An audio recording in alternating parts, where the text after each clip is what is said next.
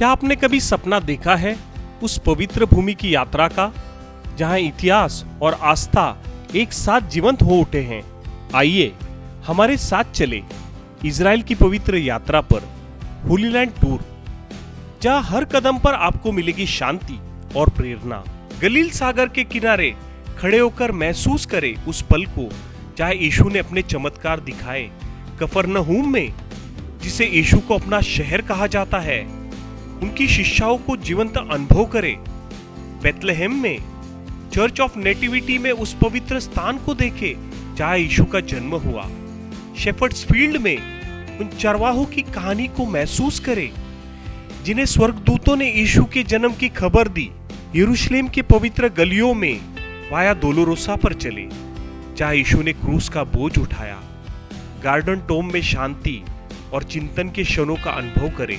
Mount of olive से यरूशलेम के स्वर्णीय दृश्यों को देखें जहां यीशु स्वर्ग गए। इजराइल सिर्फ आध्यात्मिक नहीं बल्कि जीवंत संस्कृति का गढ़ है।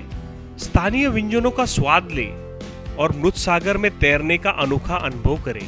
हमारे विशेष होली लैंड टूर पैकेज में शामिल है लग्जरी होटल, स्वादिष्ट भोजन और अनुभवी हिंदी भाषी गाइड हर कदम पर आपके साथ है, ताकि आपकी यात्रा आरामदायक और यादगार हो। तो देर किस बात की, आज ही बुक करें अपनी होली लैंड यात्रा को और चले एक ऐसी तीर्थ यात्रा पर जो आपके दिल और आत्मा को हमेशा के लिए बदल देगी। हाँ? एक ही मुंह से पाप भी निकलता है, दूसरे मुंह से वचन भी निकलता है, इसलिए इसको बपतिस्मा दे दो। ले जाना ही नहीं कम वक्त को अंदर, नहीं तो टिकट नीचे की काट देगा।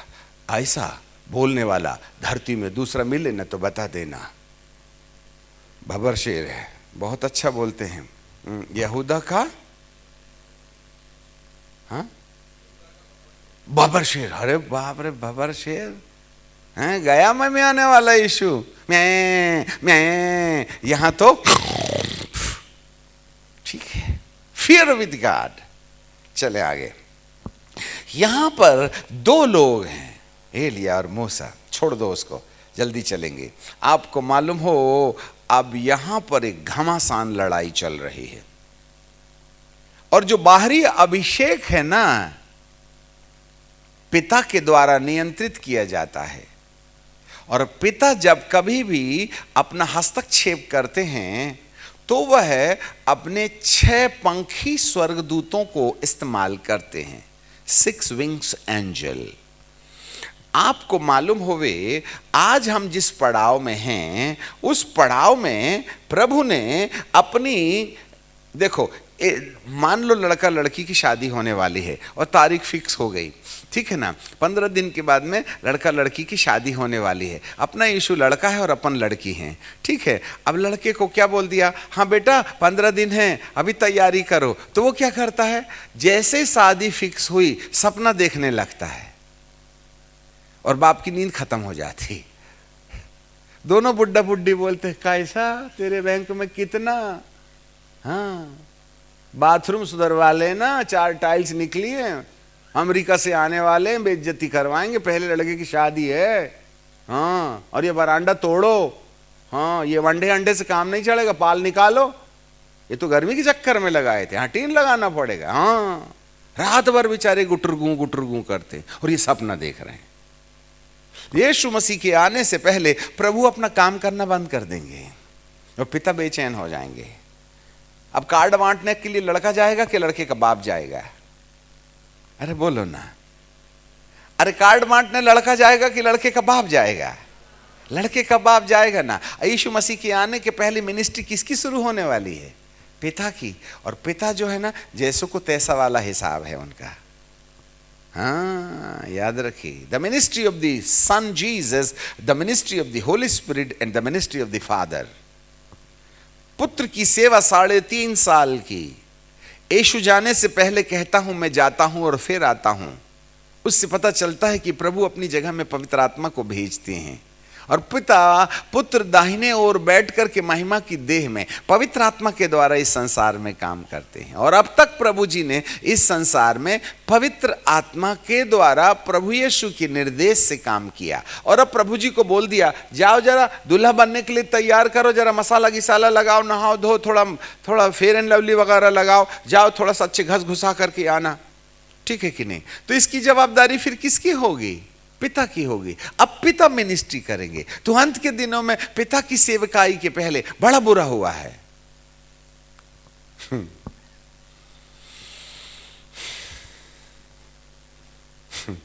हम अपने विषय पर आ जाएंगे धीरे से। यदि मैं आपके लिए प्रकाशित वाक्य की किताब और उसका 7वां अध्याय निकालूं, बुक ऑफ रेवलेशन चैप्टर 7, इसके बाद मैंने पृथ्वी के चारों कोने पर 4 स्वर्गदूत को खड़े हुए देखा और वे पृथ्वी के चारों हवाओं को थामे हुए थे, ताकि पृथ्वी या समुद्र या किसी पेड़ पर हवा ना चले। फिर मैंने एक और दूत को जीवते परमेश्वर की मोहर लिए हुए पूर्व से ऊपर की ओर से आते देखा, और उसने उन चारों स्वर्गदूतों को, जिन्हें पृथ्वी और समुद्र की हानि करने का अधिकार दिया गया था, ऊंचे शब्द से पुकार कर कहा, जब तक हम अपने परमेश्वर के दासों के माथे पर मोहर ना लगा दें, तब तक पृथ्वी और समुद्र और पेड़ की हानि ना पहुंचाना। और जिन पर मोहर दी गई, मैंने उनकी गिनती इजराइलियों की संतानों के सब गोत्रों में से 1,44,000 लोगों की मोहर दी गई। 1,44,000 लोग, हर ट्राइब से 12,000 लोग, 1,44,000 लोग। अब यहां पर बाइबल का परमेश्वर कहता है, ये 1,44,000 नाम की जो गिनती है, शारीरिक प्रजा के लिए है, जो भौतिक रीति से अब्राहम के कोख में जन्मे। इब्राहिम से इसहाक और इसहाक से याकूब और याकूब के 12 गोत्र और 12 गोत्रों में से 1,44,000। परंतु अब हम बचे अन्य जाति, भाई ये तो बेटे हैं जिन्होंने रोटी खा के, परंतु बेटों की रोटी जब बच जाती है तो कुत्ते भी चूर चार करके खा लेते हैं, और हमारा नंबर चूर चार में है। जरा ध्यान से सुनना, हम बहुत गहराई के साथ बात कर रहे हैं आपसे। तो हम जितने भी गैर यहूदी लोग हैं, हम सब चूर चार वाले हैं। सब अन्य जाति में से आए हैं। चाहे 100 साल पहले यीशु को ग्रहण किया जाए तो भी आप अन्य जाति हो, ईसाई नहीं हो। अब उनमें से एक बड़ी भीड़, 90 पद में लिखा है, इसके बाद मैंने दृष्टि की और देखो, हर एक जाति और कुल और लोग और भाषा में से। अब यहां तो पहले तो 1,44,000 यहूदी लोग हो गए, तो हमारा तो नंबर नहीं न लगा 1,44,000 में, हम तो गए 12 के भाव से। पर यहां पर एक और उपाय मेरे प्रभु ने यीशु के द्वारा किया है। इसके बाद मैंने दृष्टि की और देखो, एक हर जाति और कुल और लोग और भाषा में से एक ऐसी बड़ी भीड़ जिसे कोई नहीं गिन सकता है, श्वेत वस्त्र पहने हुए, हाथ में खजूर की डाली लिए हुए, सिंहासन के सामने और मेमने के सामने खड़ी है, और बड़े शब्द से पुकार कर कहती है, उद्धार के लिए हमारे परमेश्वर का जो सिंहासन पर बैठा है और मेमने का जय जयकार हो। और सारे स्वर्गदूत उस सिंहासन और प्राचीन और चारों प्राणी और चारों ओर खड़े थे। वे सिंहासन के सामने मुख के बल गिर पड़े और परमेश्वर को दंडवत करके कहा, आमीन। हमारे परमेश्वर की स्तुति और महिमा, ज्ञान, धन्यवाद, आदर, सामर्थ, शक्ति युगान युग बनी रहे, आमीन। इस पर प्राचीनों में से एक ने मुझसे, अर्थात जॉन द डिवाइन से पूछा, ये श्वेत वस्त्र पहने हुए कौन है? वाह, ये श्वेत वस्त्र पहने हुए कौन है और कहां से आए? जरा ध्यान दे लेना, ये श्वेत वस्त्र पहने कौन है और कहां से आए हैं? मैंने उनसे कहा, हे स्वामी तू ही जानता है। उसने मुझसे कहा, ये वे हैं। अब देख लेना आपका नंबर यहां लगेगा कि नहीं। ये वे हैं जो बड़े क्लेश से निकल के आए हैं। इन्होंने अपने वस्त्र मेमने के लहू से धोकर श्वेत किए हैं। इस कारण से वे परमेश्वर के सिंहासन के सामने और उसके मंदिर में रात दिन उसकी सेवा करते हैं। और जो सिंहासन पर बैठा था वह उनके ऊपर अपना तंबू तानेगा। कौन है ये? श्वेत वस्त्र पहने, लहू से धोने का अपॉर्चुनिटी उनको कब मिला? ये वे हैं जो बड़े क्लेश से निकल के आए। Pin point. बड़ी भ्रांति है ईसाइयों को। बोले यीशु मसीह आएगा और हमको ले जाएगा। प्रभु ऐसे नहीं करेंगे हमारे साथ, याद रखना। वह हमको क्लेश में छोड़ देंगे और यहां हमारी धुलाई मजाई होगी।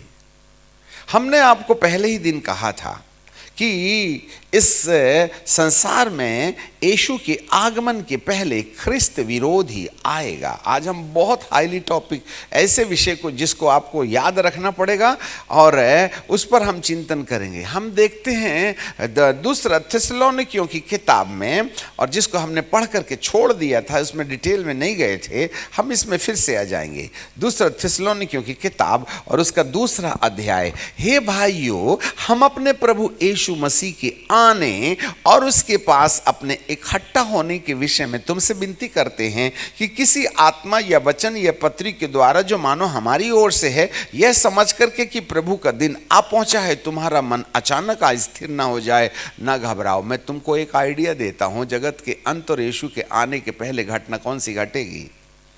किसी रीति से किसी के धोखे में ना आना। और आज घृणित वस्तु चर्च के अंदर में आके विराजमान हो गई है। कल हमने बताया था, किसी रीति से किसी के धोखे में ना आना। वह दिन अर्थात यीशु मसीह के दोबारा आने का दिन नहीं आएगा जब तक कि धार्मिकता का त्याग ना हो ले और वह पाप का पुरुष और विनाश का पुत्र प्रकट ना हो जाए। ये अंतिम भविष्यवाणी। इसका मतलब है प्रभु यीशु के आने से पहले विनाश के पुत्र के लक्षण जो धरती के अंदर क्लेश मचाएगा।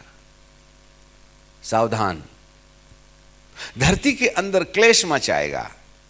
और यह क्लेश आया इसलिए है जिससे कि कलीसिया को प्री ट्रिबुलेशन से होकर गुजरने से उनके वस्त्रों का शुद्धिकरण किया जाए। इसलिए हमने सुबह के टॉपिक में यहोशू महायाजक के मैले वस्त्र के विषय में चर्चा की थी। धन्य है वे लोग जो आज दोनों टॉपिक दोनों मॉर्निंग सेशंस में आए थे। उनको शायद कुछ आइडिया तो जरूर मिल गया होगा। यदि कपड़े मैले हैं तो कितना बुरा होता है। प्रभु डिग्री कार्ड देता है और शैतान बाजू में आ जाता है। यहाँ भी श्वेत वस्त्र पहने लोग हैं और इनको श्वेत वस्त्र पहनने का अधिकार उस समय मिला जब ये महाक्लेश से होकर के गुजरे।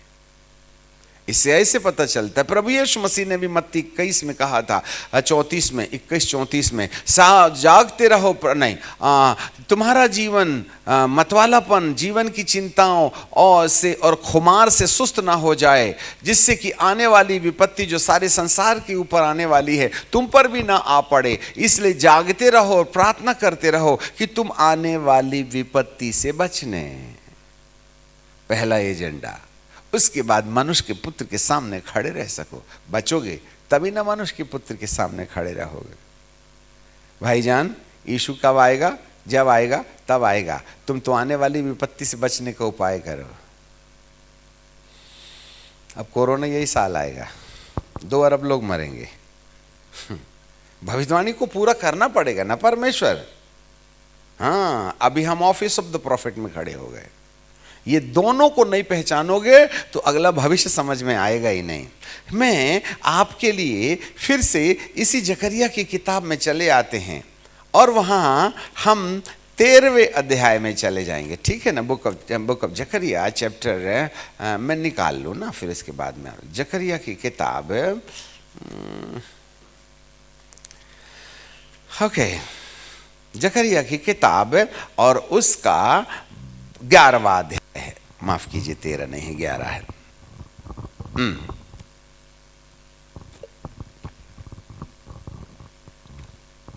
नहीं, मुझे माफ कीजिएगा, हाँ, हम इसको बाद में पढ़ लेंगे, पहले 13वें को पढ़ लेते हैं। 13:7 लिखते चले जाएंगे, घर में जाके पढ़ना। हमें मालूम तुम्हारा दिमाग कंप्यूटर तो है नहीं, इधर से निकले बराबर सब वॉश आउट होने वाला है।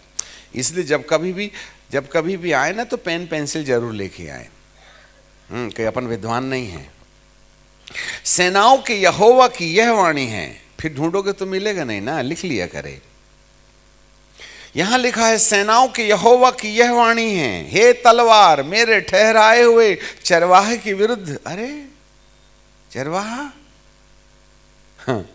हे सेनाओं की यहोवा की यह वाणी है, हे तलवार मेरे ठहराए हुए चरवाहे के विरुद्ध, अर्थात जो पुरुष स्वजाति है उसके विरुद्ध चल, तू उस चरवाहे को काट, तब भेड़ें तितर बितर हो जाएंगी और बच्चों पर भी मैं अपने तलवार उठाऊंगा। यहोवा की यह वाणी है, इस देश के सारे निवासियों की 2/3 मार डाली जाएगी। 2/3 number of the people is going to be destroyed. और बची हुई 1/3 जो उसमें बची रहेगी, 2/3 गई, बची हुई 1/3, उस 1/3 को मैं आग में डालकर, जरा सुनिएगा, उस 1/3 को मैं आग में डालकर ऐसा निर्मल करूंगा जैसे रुपया निर्मल किया जाता है, ऐसा जांचूंगा जैसे सोना जांचा जाता है। और वे जो 1/3 बचे लोग आग में निर्मल किए जाएंगे, जांचे जाएंगे, वे जब मुझसे प्रार्थना करेंगे तब मैं सुनूंगा। मुझे माफ कर देना, अनुग्रह का काल खत्म हुआ। हम एक भविष्यवाणी के वचन भी दे देंगे, वैसे हम स्लिप हो गए हैं अभी थोड़ा सा। तो यहां लिखा है वे मुझसे प्रार्थना करेंगे और मैं उसकी सुनूंगा, और मैं उनके विषय में जिन जो 1/3 जो बची है ना, जिनको मैंने आग से निर्मल किया है, उनको मैं अपनी प्रजा ठहराऊंगा। If someone wants to be a people of God and the children of God, they must has to go through the fire baptism, and without the fire none of the person can be acknowledged by God. हमें तो पवित्र आत्मा ही कर रहस्य नहीं समझा, आग कहां से समझ में आएगी? भाई साहब, इजबेल की पकड़ से निकलना कोई घर का खेल नहीं है। हम टुकड़ों में बिके हैं, टुकड़ों में। हाँ, अकाल है अकाल। हाँ, हिजबेल ने दे दी है, इधर आ, तेरे यहोवा को छोड़, मेरे बाल को पूजा दे, पराठा दूंगी पराठा। तो पराठा के चक्कर में न गए हैं ये सब। ऐसे लोगों के लिए तो खुद अब आपने 3.5 साल तक उपवास में बिठा लिया था। अब इतनी बड़ी रोटी से एलिया का पेट भरेगा क्या? उसका भी फास्ट देख लो। हम तो 40 दिन एक टाइम खाते हैं तो गाल लटक जाते हैं आम जैसे, और 1.5 किलो काजू खाते हैं उपवास के दिन। उपवास के दिन में थोड़ा ज्यादा ही नोट। हम आज उपवास है, भात चावल नहीं खाएंगे। मालूम है आपको, चावल दाल में 150 में पेट भरता है, और 1 किलो सेव खा लिया आपने, काजू किशमिश 500 का खाना खाते हैं अपन उपवास में, और कहते हैं उपवास। इसलिए तो उपवास में सूज फूल जाते हैं। हमारी उपवास है, नाम जरूर उपवास का है, पेट भर खाते, उपवास प्रार्थना है, जबकि खुद ही सामने वाला खा के आया था। काय का उपवास? नाम भर उपवास है, रखता वगैरह कोई नहीं है उपवास। चलो छोड़ो, आपको लज्जित करने में हमारी बेइज्जती होगी। यहां पर बाइबल का परमेश्वर कहता है मैं आग में तपाऊंगा 1/3 को, बची हुई 1/3 को। 2/3 तो गई, 2/3 तो मर गई ना। इसलिए हमने प्रकाशित वाक्य में क्या देखा? एक स्वर्गदूत पूर्व दिशा से उतरा और उसने बोला, पृथ्वी के चारों कोनों में जो स्वर्गदूत खड़े थे उसको बोला, एक खबरदार आंधी लाया तो जब तक हम अपने परमेश्वर के दासों के माथे में मोहर नहीं कर देंगे तब तक विनाश लीला नहीं लाना। वाह, आंधी तो आएगी, 2/3 मरेंगे। अब यदि आपको बाइबल की भविष्यवाणियों पर थोड़ा सा चिंतन हो जावे तो हम फिर से प्रकाशित वाक्य में चलते हैं। क्योंकि आज आखिरी दिन है ना। अब मौका मिले दोबारा हमारा तुम्हारा आमना सामना होने की तो गारंटी नहीं ना। मैं अपनी नहीं ले सकता, तुम्हारी कहां से ले लूं? ठीक है कि नहीं? कब प्रभु आ जाए। हमारा तो अग्नि का रथ खड़ा हुआ है, इसलिए तो बिना मिलावट के बोलते हैं। मालूम है हमने प्रभु जी से वायदा किया था कि हे प्रभु, हमको ना अंतिम प्राण जिस समय मेरा अंतिम शब्द निकलेगा ना, तो उस समय भी मैं तेरी सेवा करता नजर आऊं और परमेश्वर आपका वचन कहते नजर आऊं। तो हमको मालूम है अपनी ऊपर की तारीख ऐसी वाली जगह में होगी क्योंकि कोई ठिपिक करेगा, इसलिए अपने को मालूम अपन शहीद होने के लिए बुलाए गए हैं। और जब तक ऊपर वाला बटन नहीं दावेगा, अरे बंदूक तुम्हारी, गोली तुम्हारी, उंगली तुम्हारी, निशाना तुम्हारा, घोड़ा दबाओ तुम, देखेंगे हम गिरेगा कौन। भाई ऊपर वाला जब बटन दावेगा तभी ना अपनी तारीख आएगी, नहीं तो ट्राई करके देख लेना आप कौन टपकता है। समझ रहे हैं? यहाँ तो आग वाले स्वर्गदूत थे। अभी बीते दिनों में दिल्ली के अंदर में एक ऐसी सभा चला रहे थे और वैक्सीन की मृत्यु के लिए हम छुटकारा के लिए प्रार्थना कर रहे थे। आज भी करेंगे। आज बहुत से लोगों ने बूटी टुचवा ली है। ग्राफीन आपके अंदर में है, नैनोबोर्ड भी आपके अंदर में है, और आप सैटेलाइट से जुड़े हुए हैं और आप टावर दे रहे हैं, याद रखना। तो ऐसे प्रार्थना कर रहे थे, मृत्यु की आत्मा निकल जा। लोग, जवान लोग टपाटप टपक रहे हैं, इनके ऊपर में मौत ना आए ये बुटी के चक्कर में। हे प्रभु दया कर, भेज तेरे स्वर्गदूतों को। एक लड़का खड़ा हुआ और उसने चेयर उठाया और घुमा के सीधे हमारी तरफ फेंका और सीधे सामने आई। और जैसे यहाँ सामने आई तो भाई यहाँ तो आग वाले स्वर्गदूत खड़े हुए, उन्होंने यूं किया तो ये ऐसे करके ये चेयर, इधर एक गिटार रखा था स्टैंड में, जैसे ये रखा है, उस स्टैंड के गिटार के धपाक से पड़ा और गिटार दो टुकड़े हो गया। हमने कहा यदि हमारे मुंह में लगता तो हम यहां नहीं मिलते, हॉस्पिटल में मिलते। Spirit of death, I can prove that the vaccine is the spirit of death under the control of the demonic forces. समय नहीं है ना, सामने कैमरा है। हालेलुया। और बाइबल का परमेश्वर कहता है कि हमें कहीं ना कहीं वहां पहुंचना होगा जहां पर, अभी जरा देखिएगा प्रकाशित वाक्य की किताब और उसका 9वां अध्याय में आ जाएगा। देखो हाँ, ये स्पिरिट ऑफ डेथ का क्या हाल है। और बुक ऑफ रेवलेशन चैप्टर 9 है। और जब 5वें स्वर्गदूत ने तुरी फूकी तो मैंने स्वर्ग से पृथ्वी पर एक तारा गिरता हुआ देखा, और तारा गिरता हुआ देखा, उसे अथाह कुंड की कुंजी दी गई। बाप रे बाप, स्वर्ग से आके अथाह कुंड खोल रहा। अरे बाबा रहने देना भूतों को अंदर। अथाह कुंड की कुंजी दी गई और उसने अथाह कुंड को खोला और दूत और कुंड में से भट्टी का ऐसा बड़ा धुआं उठा कि कुंड के धुएं से सूर्य और वायु अंधियारा हो गई। इतनी भारी तादाद में दुष्ट आत्माएं निकली अथाह कुंड से कि सूरज काला हो गया दुष्ट आत्माओं के चक्कर में। और उस धुएं में से पृथ्वी पर टिड्डियां निकली और उन्हें पृथ्वी पर बिच्छुओं की सी शक्ति दी गई। और उनसे कहा गया कि न पृथ्वी की घास को, न किसी हरियाली को और न किसी पेड़ को, इसलिए ना तो घास को कोरोना हुआ, न बरबटी सेमी कद्दू को हमको ही हुआ, न बकरी को हुआ, न गाय को हुआ। अरे उनको भी, वो भी तो सांस ले रही थी, उनने तो, बकरी लोगों ने तो अपने नाक में पट्टी नहीं न बांधी थी। तुमको क्या हो गया था? आखिर फिर भी टपके कि नहीं? बकरी को भी हो जाता कोरोना है, और हमको तुमको हुआ क्यों? पंजाब में भी तो कोरोना नहीं आया ना, वो तो खुलेआम जो है ना वहां पर विरोध करने खड़े थे। एक भी पंजाबी नहीं मरा। क्यों? दाढ़ी देख के भाग गया क्या कोरोना? उन्होंने एक ने भी पट्टी नहीं बांधी, एक भी नहीं मरा पंजाबी, और हम टपाटप टपक रहे हैं आम के जैसे। क्यों? क्योंकि वो चतुरे लोग थे ना, उन्होंने लेकर के जितने भी 5G टावर थे सबको तोड़ के सबसे पहले भ्रष्ट कर दिया। तो वहीं से तो आया था रेडिएशन, है ना 5G का। और तुम्हारी तो जान निकले जा रही है इसके बिना। सब बंद हो गया, रोटी की दुकान, दारू की दुकान, सबकी दुकान बंद हो गई, परंतु इंटरनेट नहीं बंद हुआ, जिससे कि पाप करने के लिए तुमको खासी स्वतंत्रता मिले। वहीं से तो आया 5G रेडिएशन। अब नहीं समझ में आता तो मैं क्या बता दूं आपको। और टुचवा के बैठे हैं, और ग्राफीन अंदर है, और उसके अंदर में आज भी नैनोबोट्स हैं। नैनोबोट्स का मतलब होता है बारीक बारीक कंप्यूटर, पानी के कण के समान हमारे शरीर के अंदर डाल दिया गया है। और ये रेडिएट, और ये जो मोबाइल है ना, इसका जो 5G टावर है ना, graphene oxide plus 5G radiation equal brain haemorrhage.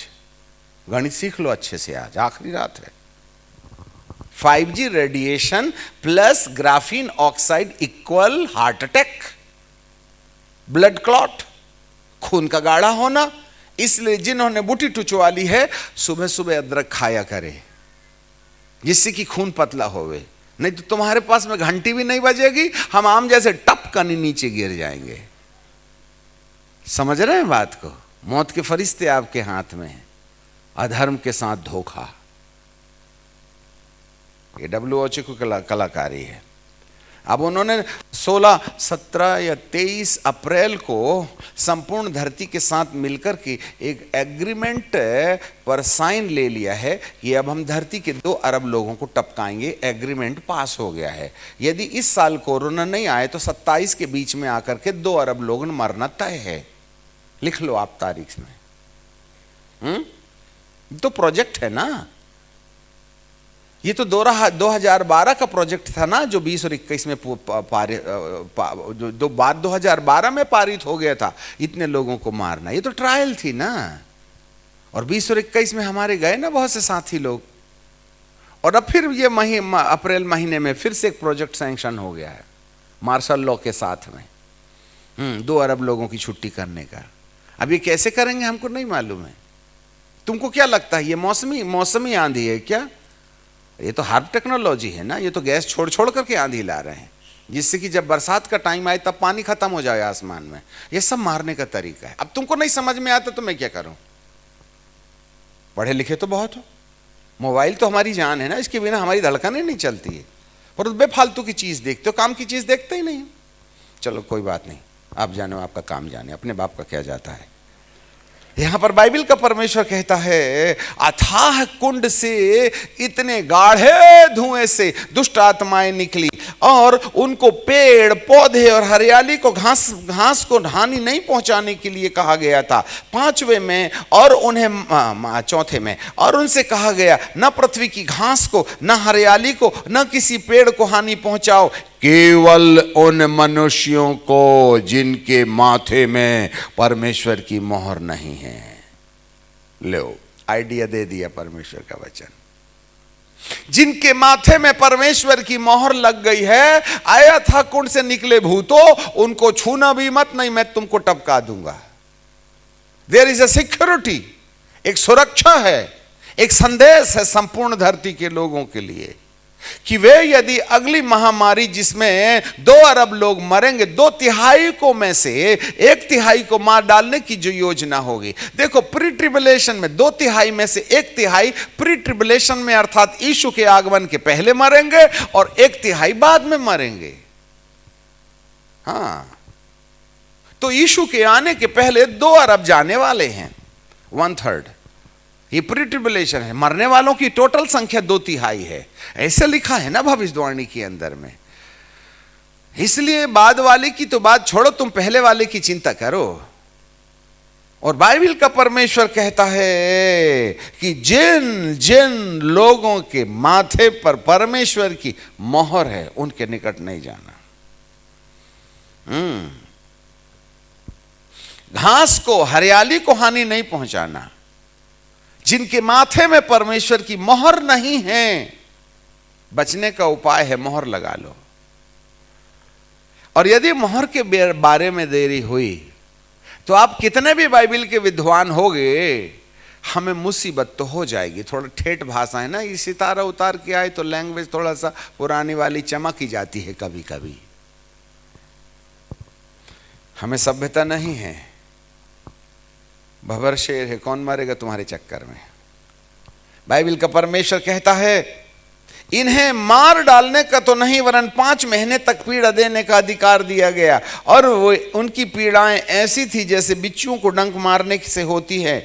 उन दिनों में मनुष्य मृत्यु को ढूंढेगा और ना पाएगा, मरने की लालसा करेगा, परंतु मृत्यु उनसे भागेगी। ये थी चेतावनी के समय कि परमेश्वर की मोहर लगाने में हम सब इंटरेस्टेड हो जाएं।